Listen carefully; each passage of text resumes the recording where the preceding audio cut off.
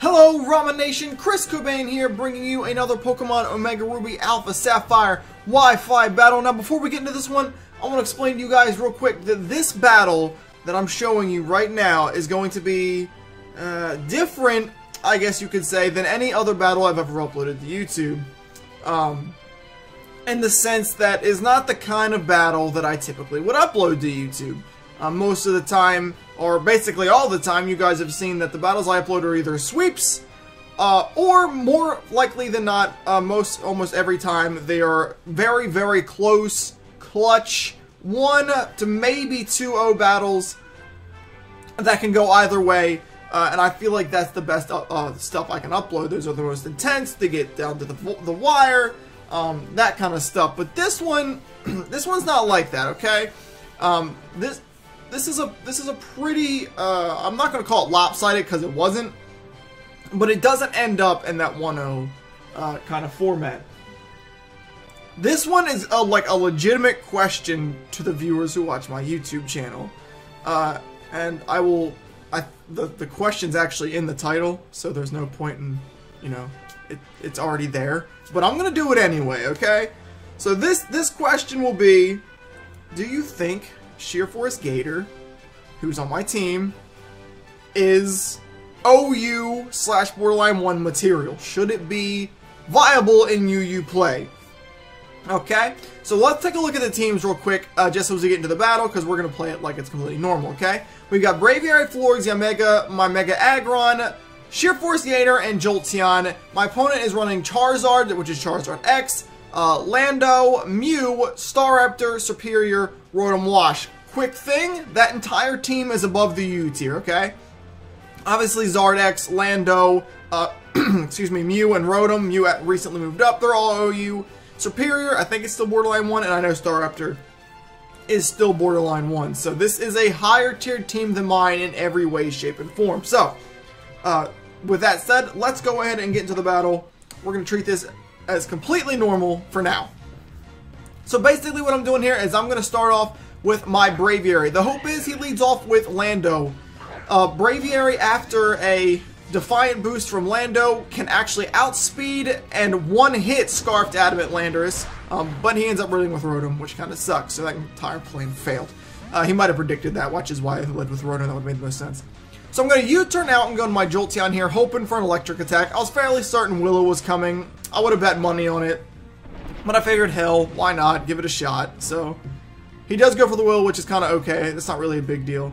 Now this play, I am going to over-predict just a little bit. I am over-tiered by quite a wide margin, so I do have to try to make plays as best I can. I go for Hidden Power Ice. Obviously, Lando's in the back. I wanted him to predict that, but I don't think he was legitimately scared of me using Thunderbolt, which would make sense since he's specially Wally, most likely. So he does stay in and go for the Hydro Pump, and I'm thankfully live that and I'm forced to switch out. So I'm going to go into Florges because that is by far my best shot at this point. I have Aroma. I can wall off basically the entire moveset. But my opponent makes what I believe to be kind of a misplay here, and he rests. Now this is obviously a Resto Chesto set, but he rests with like literally about 25% of his health missing. So I feel like you could let yourself lose a little more HP than that, then rest. But I don't know. Maybe he didn't think I was choice. Maybe he thought it may be Thunderbolt and he wanted to get it back up. I don't know legitimately what the point was there, but either way, he does use the Resto Chesto, then Volt Switch out on me. So as he Volt Switched, I go for Aroma. It was kind of the best play I could make. He had too many things on his team that Moonblast wouldn't really... I was worried about the Mew, I was worried about the Zard, the Lando would took it pretty well. So I just went for Aroma, just to do it, you know.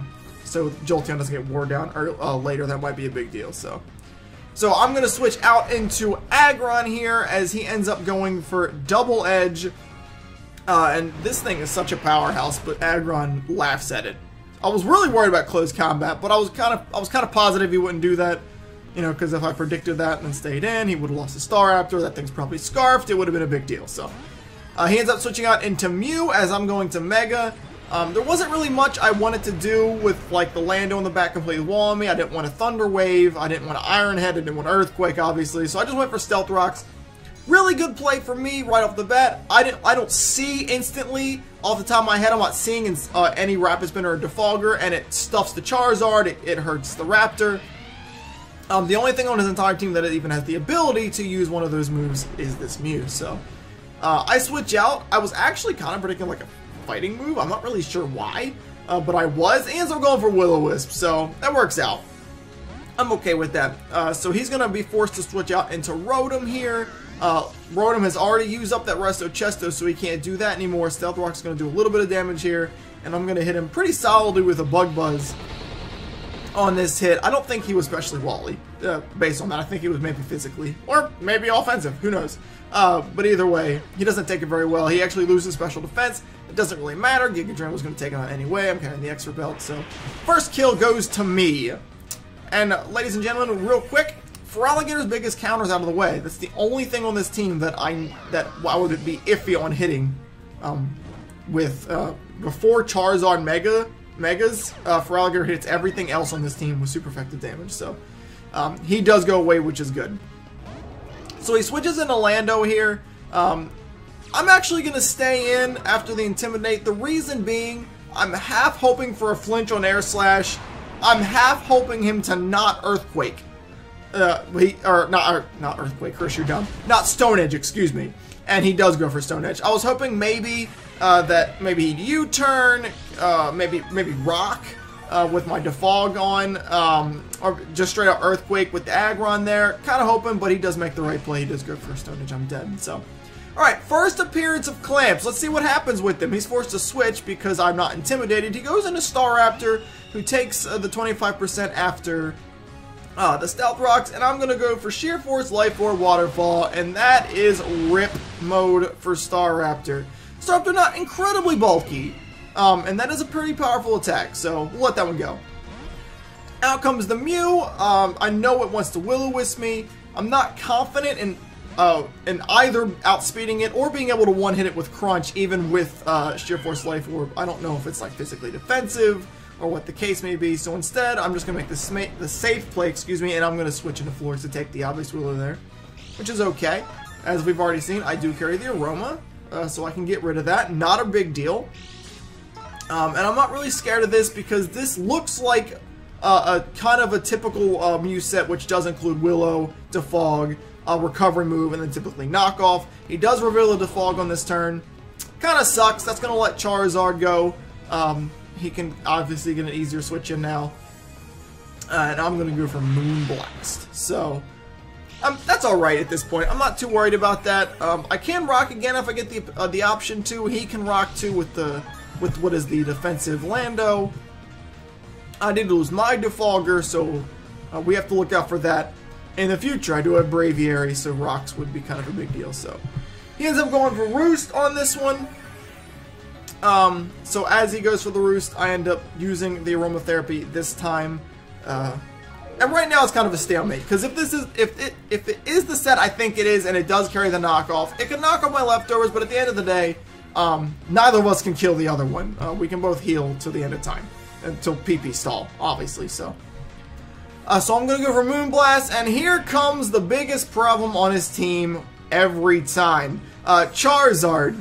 And I know, based on the team, I looked at the team beforehand, and I just automatically thought Charizard X.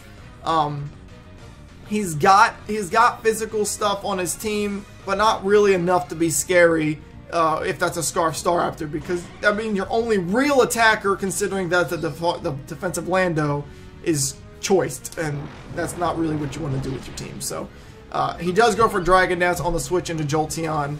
And that does reveal his set. He is Charizard X, and here it comes, boys. This thing is a complete nightmare. In every way, shape, and form, I'm absolutely terrified of it, and there's no way I'm stopping it, really. So, he's just going to Dragon Claw, and that's obviously going to completely destroy me every day, so rip. My only chance here is Aggron. That's all I got. That's all I got. I gotta pray to Lord that I can live a +1 Tough Claws, most likely Adamant Flare Blitz to the face. Charizard's broken as hell, but Aggron's a tank, and I live with 20 HP. Somehow. I don't know. I'll take it, though. And I get a Thunder Wave off. That is the end of this Charizard. Somehow, I got rid of him.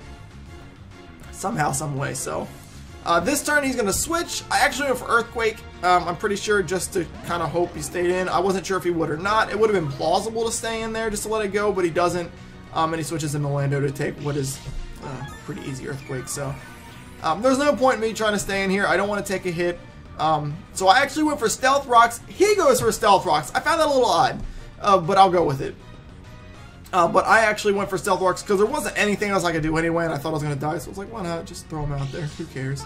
So this time, I think I end up going for Iron Head, I think is what I picked. Doesn't really matter. There's no point for him to stay in anymore. He's going to kill me. And down goes Metagross, but he does his job. Metagross. Did I say Metagross? Have I been saying Metagross the whole time? Have I? Oh god. Okay, I'm done. Aggron. If I said Metagross at all, I'm stupid, and you guys are probably laughing at me. Let's chill, whatever. Alright, so I come in on my Feraligatr, and this is when it starts, boys. So, I go for Dragon Dance. That puts me at +1 on attack and speed, obviously. He ends up going for the Earthquake here. And of course, because RNG, it hates my guts all day, it's gonna crit, but I do live, thankfully. Thankfully, I live. Barely, but I do. So, now I'm at +1. I know I outspeed everything else on his team now. I'm jolly. In fact, +1 max speed Feraligatr, I think, is about Electrode speed. 140-ish. Give or take. I'm not sure exactly, but it's around there, so. He switches into Mew to take the Ice Punch. I think it's defensively, physically defensive based on that. I'm pretty sure. I could be wrong, but it feels like it. Doesn't really matter. I'm going to murk you with Crunch Boy. That was probably a one-hit KO from the beginning at +1. Could have been. I don't know. Either way, he's dead. So he's going to re-bring out the Landorus here. I wasn't sure what he was going to do at this point. I knew he brought it in for the Intimidate. I wasn't sure if he'd switch and then bring him back in for another Intimidate or what the case may be. But he does end up just leaving it in. And he's going to go down. Probably switching out maybe a little risky because if I would break that and go for another Dragon Dance, well then you're really in trouble. So brings out Superior. Keep in mind, guys, I am jolly. Superior is pretty bulky. And I'm neutral at +0 because of the Intimidate now. It doesn't matter. One hit, bro. GG. RIP. One hit KO, son. Sheer Force Life Orb Ice Punch to the face. Not taking it. And his final Pokemon ends up being the Charizard. We knew this. It's paralyzed. Stealth Rock's going to take it down to a little over 25% health. And we're going to finish off with Waterfall and end him. And that is the GG. Like I said, not your typical battle. I do end it in a 3-0, which isn't a very close ending. And as soon as I Dragon Danced on Gatr, it was more or less over at that point. So, like I said, this is the question I want to pose to you guys. Do you think Feraligatr, with his sheer force ability, should be allowed in UU play, or should it move to borderline? In my opinion, it's way stronger than Superior. Don't let the one-on-one here make you think that's why. I think in general, it's a better Pokemon than Superior, even with Contrary, and Superior moved up to borderline. So what do you guys think? Obviously, this isn't the most OU team in the world. It is carrying some of the biggest OU threats. Charizard X, Lando, Rotom, all on the team. Those are all pretty much staples in the OU tier. But it wasn't carrying some of your more, some of your other OU Pokemon, specifically Talonflame obviously wasn't in here. And there wasn't a Azu who could stop him pretty much anything he's going to do to you. Could do that because he resists all the attacks, obviously. So, but that's the question I want to pose to you guys. What do you guys think? Personally, I think it's okay in UU play. This battle just made me think, because honestly, as soon as I got rid of the Rotom or put the Rotom at any kind of lowered HP and got one D-Dance off, it was basically over, unless that Scarf Staraptor. Because it outspeeds me after a Dragon Dance. But otherwise, you know, everything else is more or less one-hit fodder, almost. You know, Charizard, I don't think Charizard can kill one-hit Feraligatr with anything at neutral, unless maybe possibly Outrage would probably one-hit him. But Dragon Claw, Flare Blitz, and the Fire attacks, obviously Earthquake, nothing's going to one-hit him for max HP. After +1, if you don't get that Intimidate hit, I think Lando's a one-hit fodder at +1. You know, Mew, Crunch, Staraptor, Ice Punch, Superior, you saw the Ice Punch. You know, it's powerful, dude. It hits hard, so. But anyway, If you have an opinion on it, feel free to leave a comment below about it. I'll try to read what I can and maybe respond to some of you guys. So if you guys want to do it, awesome. But anyway, that is it for me, you guys. So thank you guys for taking the time out of your day to watch the video. Really much appreciate it. If you enjoyed it, make sure you hit that like button at the bottom of the channel. Going to help me out a lot. And make sure you leave a comment if you have an opinion, like I said, as well. You can also subscribe to my YouTube channel if you'd like to. It'll let you know every time I upload a video. I try to get a new video out every like 5-6 days or something like that. So if you guys want to do that, it would be super appreciated as well. And if you have not checked out my Twitch channel, you can do so over at twitch.tv/xChrisCobain. I'll put a link in the description below. And that's where you'll have the best chance to battle me if you want a chance to be on one of these YouTube videos in the future, alright? But that is it for me, so I will see you guys in the next video.